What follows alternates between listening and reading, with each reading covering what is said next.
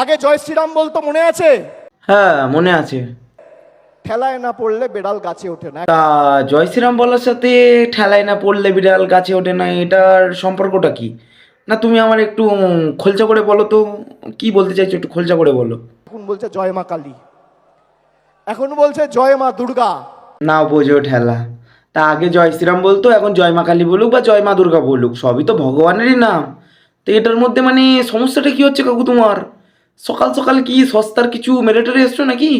কি বলতে চাইছো একটু ভালো করে বলো না। আর আজকে আমার নাম দিয়ে লিখে রাখুন, 21শে জুলাই 2025, আমি বলছি। 21 জুলাই 2025। হ্যাঁ তা বলছি যে তোমার নামটা কি? অভিষেক ব্যানার্জি লিখবো না চোর লিখবো, কোনটা কোনটা কোনটা লিখবো? 26-এর পর জয় বাংলা বলাবো, না বলাতে পারলে আমাদের ক্ষমতা নেই।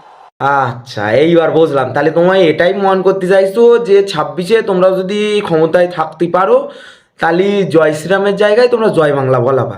তা ক্ষমতায় থেকে শুধু ওইটুকুনি করবা? তা এতদিন ধরে তো ওই করতে আসতোস। তাই একটু চাকরি বাকরি ইন্ডাস্ট্রি কি খোলবা কলকাতার মধ্যে নাকি? এরকম সারা জীবন বাইরে পড়ে থাকতি? একটু বলো, একটু বলি টলি দাও নাকি? আরে তোমরা ক্ষমতায় আসো যাই করো, যা পারো করো, একটু পারলে ইন্ডাস্ট্রি খোলো, ওইটার ক্ষমতা দেখাও। বালচল ক্ষমতা দেখানোর জন্য ব্যস্ত করা।